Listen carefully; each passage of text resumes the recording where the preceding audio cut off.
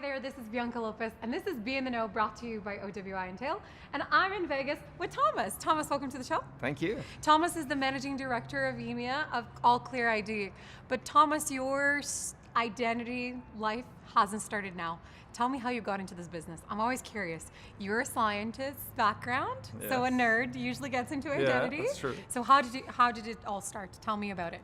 Well, I think it started with Loop, a mobile payments company we built back in 2006. And you built that company all the way in Norway? Yes, Norway, and then into sort of UK and Germany. But and what was the problem you were trying to solve in that company? Because I often tell people that payments to me and identity are ridiculously connected, even though some people don't seem to think so. Yeah, no, I agree, and that's kind of how I got into identity at down the road. Because building a payments company is really about trying to figure out who's in the other end of that payment. Yeah. And are they good for the money? Can I give them the stuff? Yeah. Exactly. So it's a reputational economy, building at its foundation. So tell me, how was the journey of starting a payments company, and what are the things that you started learning about identity that you saw that were broken maybe? Well, it's first of all, we started really early, so we were sort of 10 years early, kind of, with there's a few of those that tell me I was just a little too early before the market, before GDPR was the thing. Yeah, so it was a fun journey, but we were actually a payments brand, so we held client funds and we operated as an issuer basically, and as a payments network, and ultimately understanding who's in the other end and taking liability and risk in a payment transaction. Yep. That's just super hard thing to do. Super hard and costly. Exactly. Yeah. So then being able to figure out, who's who and who's in at the end of each side of the payment is super important. So you're often in the evaluating side of solutions, like point solutions, like most things. So 2016, you sold your company to Allclear ID. Yes. And now you're running the EMEA region for Clear ID. Tell me what is happening in Europe in your eyes, and sort of what's changed with the identity infrastructure with GDPR and things like open banking? Well, I think first of all, the identity space has exploded. I think everyone here is very excited about. I'm super excited that finally other people are thinking what I do is cool, so it's awesome. Yeah. So I think it's interesting because I come from Norway, which have had the functioning digital identity solution, bank ID forever. Yeah. Exactly. Yeah. The Nordics are so privileged to have the banks be the withholder of your identity infrastructure, and then you just use it. Exactly. Yeah. So what we're seeing now is in the rest of Europe, there's tons of initiatives, both governmental and private, for building out the same type of infrastructure to get the same type of financial benefit. Both to the government, to businesses, and of course benefit to customers who don't really have to be afraid of having their identity stolen. And most of them don't even know what it is. Like, I think the average person doesn't wake up in the morning the same way they don't think about payments, they don't think about their identity. Exactly, and they shouldn't. Yeah. I mean, identity should be transparent, just me. Exactly, transparent, and like what's happening with, or has happened with payments. I think the same thing is going to happen with identity. Where do you think that the responsibility lies in this sort of the literacy that needs to happen in Europe, as an example? Because I often see, people talked about consent. They've attacked the banks first and said banks need to open up their data. But I still think we are so far from people truly understanding what it means to give away their data, or what do you see? You work with clients from all sorts, shapes and sizes. Well, I think GDPR has really helped bring privacy, on the table. Into the conversation. Exactly. But do you think people know what that is, though? Like, what kind of privacy, or do you think there's just, because the thing that concerns me when I look at things like PSD2 and some of the consent is just telling people, you can revoke it. Yeah. But they don't really know the gravity of how far their data has gone. Yeah, I don't think normal people not in the industry, can have any sort of idea of how deep this problem is. Yeah. And it really only surfaces through large data breaches and large events. Only in the US they're mandated to be public, so a lot of countries get away without people. If you don't know this, actually the only reason why you know of breaches in the US is because of a law. Because if it wasn't for it, you wouldn't know, like anywhere else on the planet, they just hide it from you. Exactly. So what does Clear ID, what does Allclear ID do? And what are you trying to do differently than a lot of the vendors today in this space? Well, Allclear ID is the leading data breach response company in the US. So Allclear ID has... So now your job is to make it the leading response company in all the other countries in EMEA. Yeah, well, I think Allclear ID has sort of perfected the breach response operation, so helping companies avoid the absolute detrimental reputational risk by helping to handle the customers in a good way.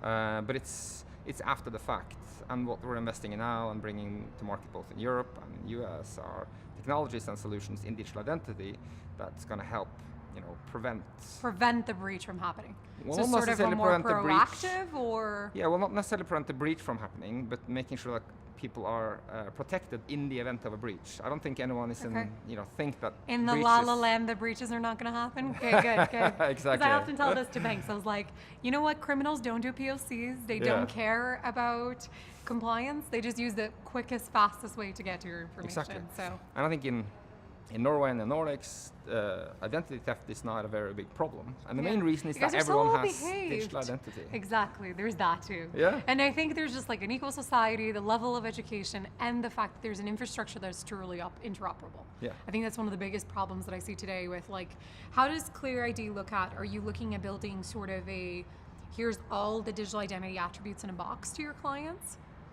Tell me a little bit more about the product or some of the things that you guys are focusing on. Yeah, so I think we're iterating our way towards this market. Okay. I think coming with sort of So he's coming to OWI to find out what to do and which companies to look at.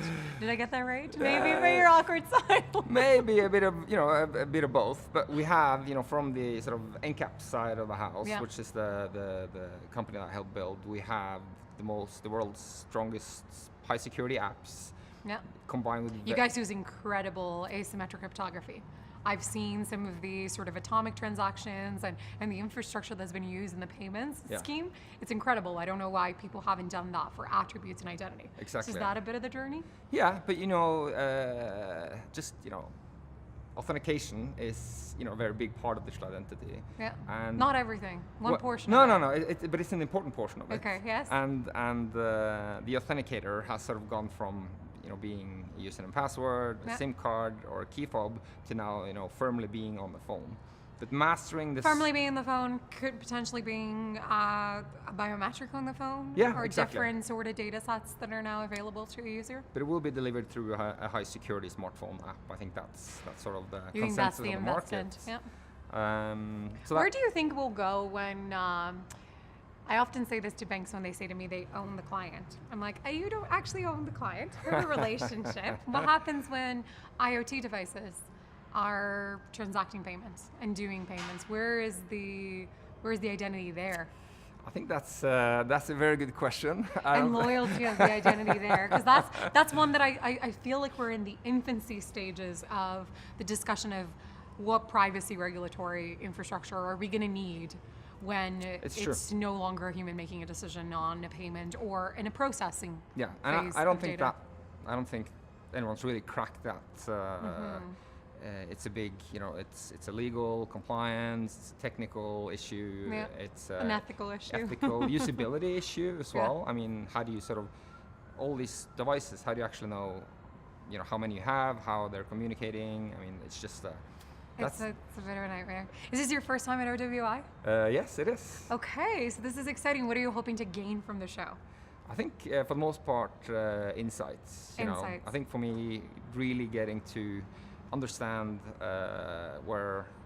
talk to a lot of people, talk to the industry leaders, and figure out. You started your day off.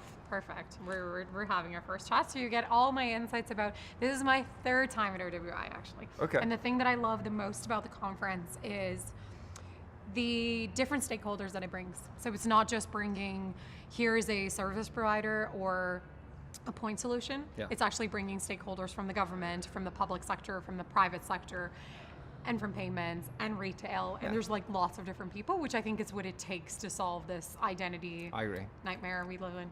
It kind of feels a bit like Money 2020 in its in its sort of infancies. I get the feeling because you have the people that really know this stuff, and then they usually hide. Right. So Thomas, tell me, we always have this question about where does identity belong? There's this like utmost fight in the air between governments, telecommunication companies, and banks. And I know in your strategy, you've been working a lot with telecommunication companies. Tell me a little bit about more, for the average person, we think of our phone providers, we think of our phone, if we lose it, God forbid, but there's a SIM in there. Yeah. And there's some cryptography keys in there. What are some of the solutions or things you're looking at to change the game when it comes to identity? Yeah, so I think one of the big investments from the telco operators, from the GSMA over the last sort of 5 years has been Mobile Connect. And it's been sort of partially successful. But I think one of the reasons why it really hasn't sort of fully taken off is the reliance on the SIM card. And because they can't even agree with how the whole thing is going to work. Exactly, and it's also, it's a separate application. It sort of runs a separate platform. It's not really linked to the mobile, so you can't use the resources like